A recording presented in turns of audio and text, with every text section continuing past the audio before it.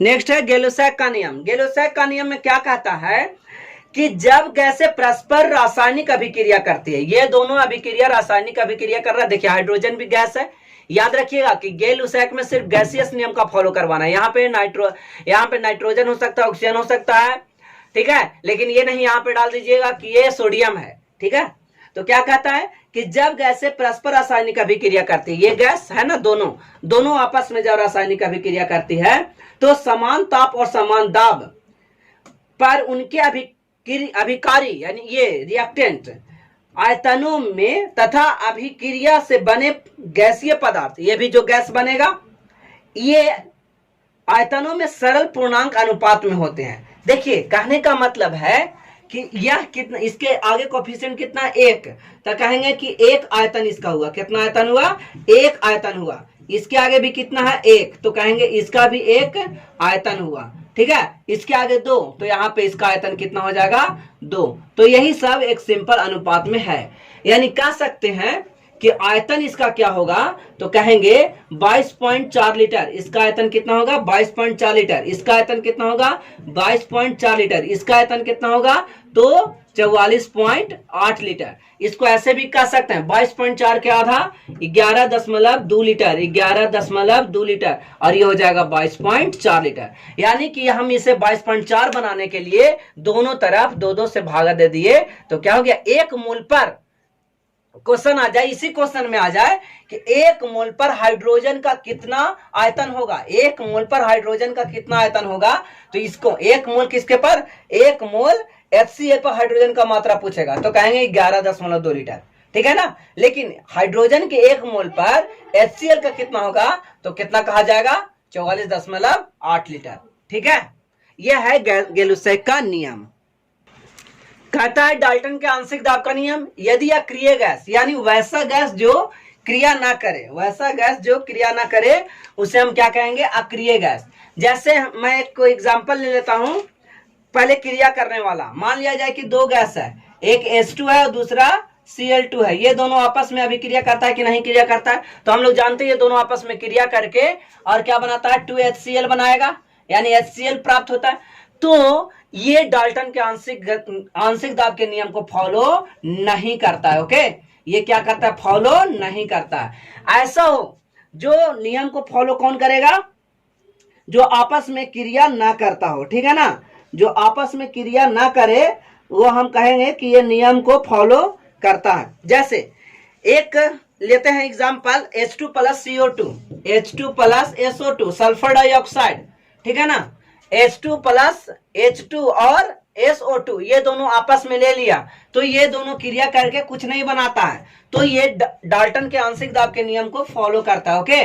तो वही कहता है कि अगर इस प्रकार से हो तो समस्त गैसों का परिणामी दाब, यानी हाइड्रोजन भी एक तरफ दाब लगाएगा और सल्फर डाइऑक्साइड भी एक तरफ दाब लगाए। किसी कंटेनर में यहाँ पे हाइड्रोजन रख दिए और यहाँ पे SO2 रख दिए, तो दोनों तरफ दाब, जो दाब लगा रहा है वो टोटल प्रेशर यानी रिजल्टेंट के बराबर होगा। इसका P1 अगर दाब हो, इसका P2 दाब हो, तो दोनों को जोड़ दीजिए। इसके अलावा भी और कुछ हो तो P3 हो, P4 हो, सबको जोड़ते जाइए, तो जो आंसर मिलेगा वही है। यानी कि सारे प्रेशर को जोड़ देना है, वो रिजल्टेंट यहाँ पे प्राप्त हो जाएगा। जितना ये प्रेशर है वो सबको जोड़ देंगे तो क्या मिल जाएगा? यहाँ आंशिक दाब का नियम को ये फॉलो करता है। अगला है ग्राहम का विसरण नियम। ये यहाँ पे सबसे ज्यादा ये इंपॉर्टेंट होगा, ठीक है ना। तो ये VBI है, इसको आपको कंप्लीट करना होगा। क्या कहता है कि किसी भी गैस को विसरण होना, गैस को विसरण मतलब धीरे धीरे उड़ जाना, तो उसको हम लोग कहेंगे गैस का विसरण। धीरे धीरे गैस को क्या होना? उड़ जाना।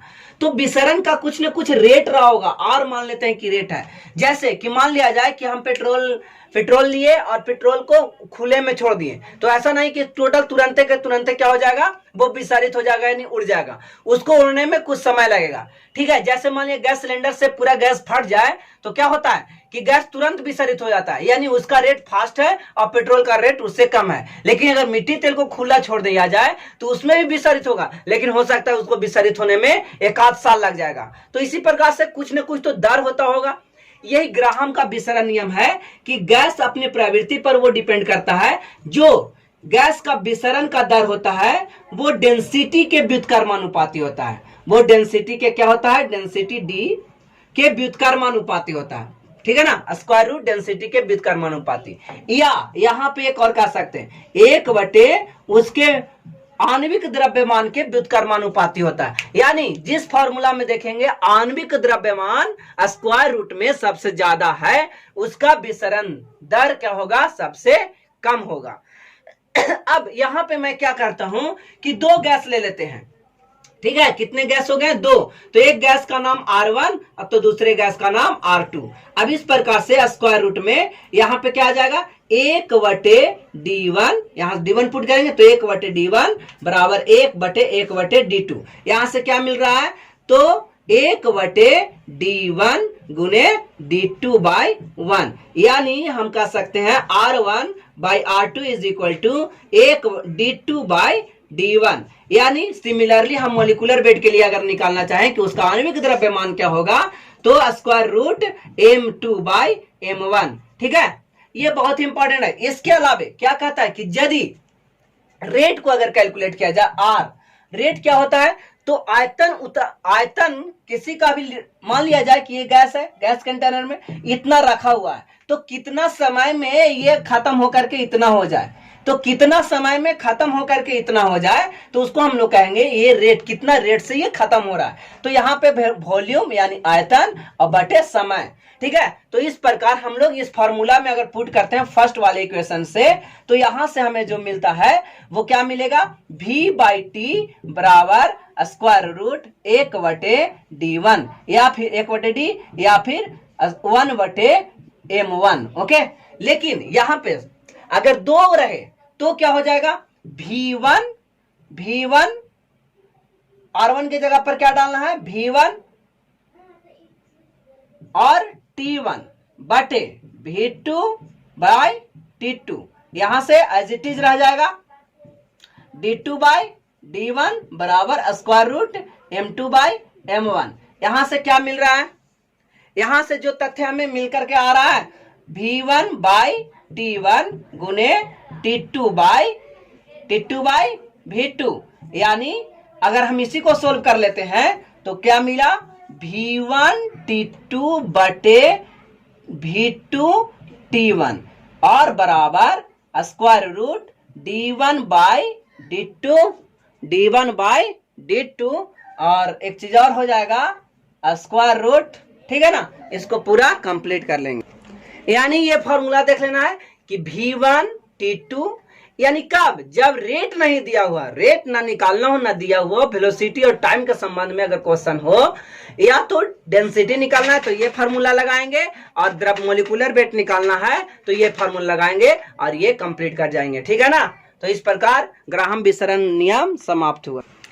ये थ्योरी है गैसों के आणविक गति, जिसमें रूट मीन स्क्वायर वेलोसिटी, इसको कहें रूट मीन स्क्वायर वेलोसिटी बराबर, बहुत भीविया ये क्वेश्चन है कि रूट मीन स्क्वायर वेलोसिटी में क्या होगा, तो square root of 3RT by molecular weight, square root of 3RT by molecular weight. अब इसी को हम डिवाइड करके यहाँ पे बना लिए, R कांस्टेंट है तो हट जाएगा और 3 कांस्टेंट है तो हट जाएगा। यानी जब 2 गैस हो जिसका वॉल्यूम अलग अलग हो तो हम लोग यहाँ पे बना रहे लेंगे, ठीक है। अगला है मोस्ट प्रोबेबल वेलोसिटी, ठीक है, अधिकतम प्रायिकता वेग। इसमें क्या करना है, ये फॉर्मूला याद कर लेना है, ये ज्यादा एग्जाम में यही रहता है, निम्नलिखित में कौन सा फॉर्मूला सही है। तो स्क्वायर रूट ऑफ 2RT/m। अब मान लिया 2 प्रकार के यहाँ पे u ले लिया गया हो, ठीक है ना, भी ले लिया हो 2 प्रकार के, तो क्या करेंगे, डिवाइड कर देंगे और दोनों मिल जाएगा, ओके। अगले क्लास में इसका न्यूमेरिकल बनाता है लेवल 2 का, और अब जल्दी ही लेवल 1 का भी मिल जाएगा।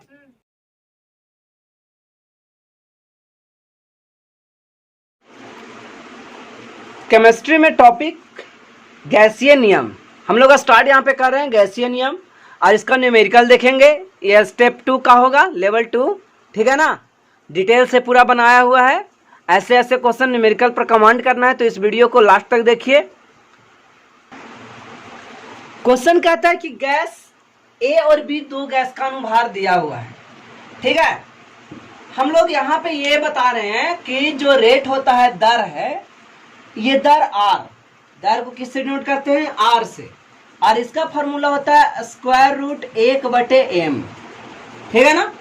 तो यदि हम यहां से ये देखते हैं कि ए और बी गैसों का अनुभार 2 और 32 है। ए का आयतन इतना है तो आयतन से संबंधित है, तो आर के टर्म में आयतन का भी एक फॉर्मूला होता है, आर इज इक्वल टू आयतन बटे समय। यानी ये गैस के उड़ने का रेट क्या होगा टी समय में, और तो यहां से हम आर कैलकुलेट कर पा रहे हैं, तो आर के जगह पर रख देंगे v बाई टी बराबर स्क्वायर रूट 1/m। लेकिन यहाँ पे 2 गैसेस हैं, कंटेनर गैस का 2 हैं, तो ए और बी के लिए निकाला जाए तो यहाँ पे ऐसे सोचेंगे कि R1 बाई R2 बराबर square root M2 by M1।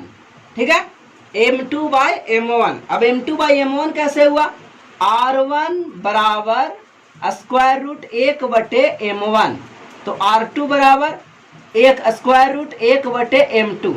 तो अब यहां हम कर सकते हैं R1 डिवाइडेड बाई R2 बराबर ऑल ओवर पर स्क्वायर रूट 1/M1 गुने M2/1। तो यहां से आ गया R1 by R2 is equal to M2 by M1। यानी ये आपको फॉर्मूला ही याद कर लेना है कि R1 बाई R2 अगर 2 है तो M2/M1 इन्वर्सली प्रोपोर्शनल होने के कारण ये ऐसा हुआ। ठीक है, तो इस प्रकार से अगर हम यहाँ पे R1 के जगह पर V1 रखते हैं, V1/T1 बटे V2 बाई T2, अगले लाइन में इसको लिख सकते हैं V1/T1 into T2 by V2। Okay, तो इस प्रकार क्या हो जाएगा, स्क्वायर रूट ऑफ M2/M1, है ना। इसी पर सारा क्वेश्चन सोल्व कर देते हैं। कहता है कि ए और बी गैस का इसका अनुभार दे रखा है, इसका अनुभार कितना, M2 का अनुभार, M2 बाद वाला 32 और M1 2, V1 दे दिया है 100 cc, और टाइम समय सेम है, टाइम दोनों का T से T कट जाएगा, यहाँ पे V2 बचेगा। ठीक है, तो इस प्रकार से डेट इम्प्लाइज क्या सोच सकते हैं, ध्यान दीजिए, 1/100 बाई V2 बराबर, यहाँ पे काटिए ये 16 और 16 का स्क्वायर 4, यानी that implies 4V2 is equal to 100, 4V2 is equal to 100। अब V2 बराबर क्या हो सकता है, 100/4, यानी V2 बराबर 25 cc। Option A is correct. Okay, तो आप इसको बना लिए। देखिए क्वेश्चन कहता है कि हाइड्रोजन तथा ऑक्सीजन के विसरण का अनुपात निकालिए। तो मान लीजिए रेट R1 RH बटे RO, स्क्वायर रूट क्या होता है MO/MH। तो यहाँ H2 के फॉर्म में है, O2 के फॉर्म में है, तो यह समझना है MO ऑक्सीजन का भार 16 होता है, तो 2 ऑक्सीजन का भार 32, हाइड्रोजन का भार 2, 1 हाइड्रोजन पर 1, 2 हाइड्रोजन पर 2, यहाँ RH बाई RO मिल गया, ये कट गया कितना बार में 16, यानी 4 आया, 4/1, यानी RH अनुपात RO बराबर आ जाएगा 4:1। ऐसा ऑप्शन कोई भी नहीं है, तो मेरे अनुसार ऑप्शन 1 ई मान लीजिए 4:1, ये आंसर सही है। ठीक है, क्वेश्चन में गलती दिया हुआ है।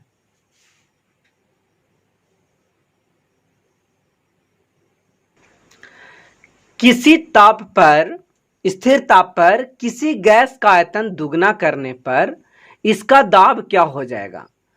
तो दुगना या आधा, 4 गुना 1/4, तो आंसर क्या होगा, आधा। ये आधा कैसे होता है उसको हम लोग देखते हैं। तो मान लिया जाए, कहता है कि स्थिर ताप है, टेम्परेचर कांस्टेंट है, किसी गैस का आयतन दुगना कर दिया जाए। मतलब मान लिया जाए कि पहले गैस का आयतन V है, तो फिर बाद में गैस का आयतन 2V हो जाएगा। ठीक है, करने पर इसका दाब पर क्या प्रभाव पड़ेगा, यानी जो दाब होगा उस पर क्या प्रभाव पड़ने वाला है। तो हम लोग सिंपल सा एक फॉर्मूला जानते हैं कि V इनवर्सली प्रोपोर्शनल P।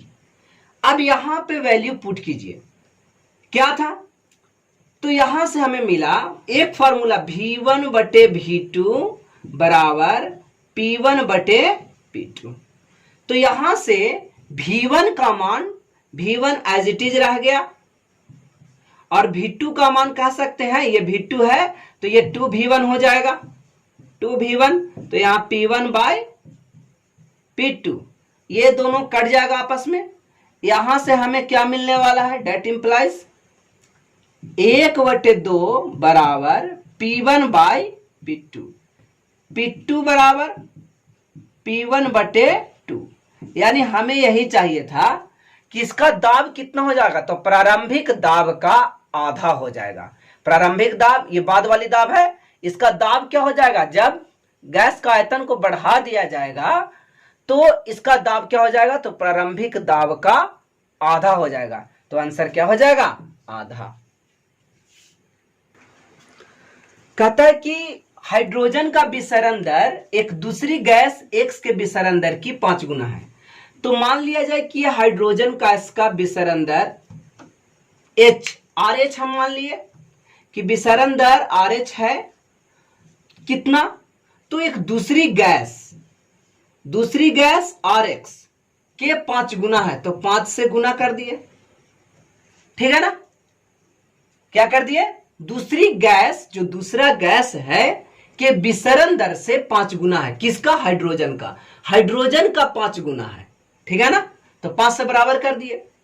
अब इस क्वेश्चन में क्या करना है, हम लोग फॉर्मूला जानते हैं, इतना बटे RX बराबर mx by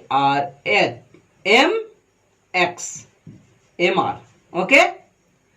RH as it is छोड़ दे, RH की जगह पर कितना है, तो RX गुने 5, यानी 5RX, इसको मैं लिख सकता हूं 5RX बाई RX, RX से RX कट जाएगा। हम लोग को कैलकुलेट करना है गैस X का अनुभार, तो गैस X का अनुभार, और ये RH, H का कितना होता है, हाइड्रोजन के केस में 2, ठीक है, गैस है हाइड्रोजन तो H2 होगा।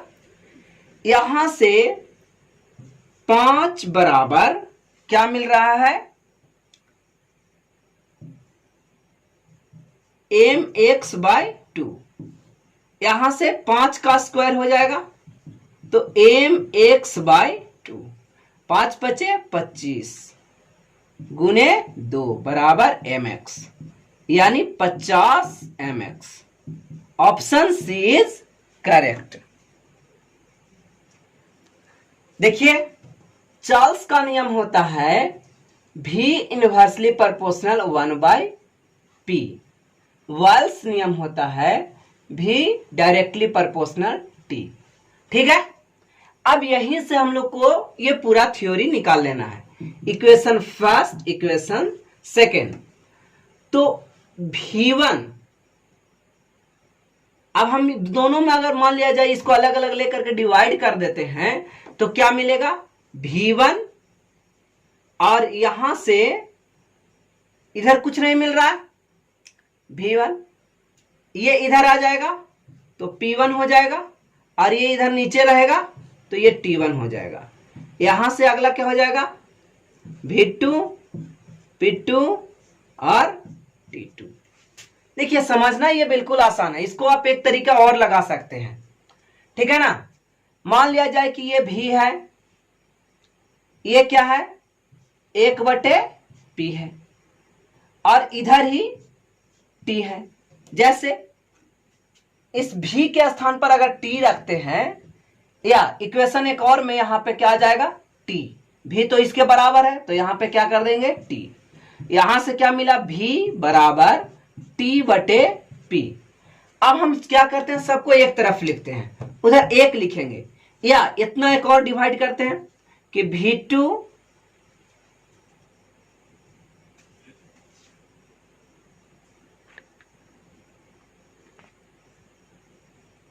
यहां पे एक और करते हैं, V2 बराबर T2/P2।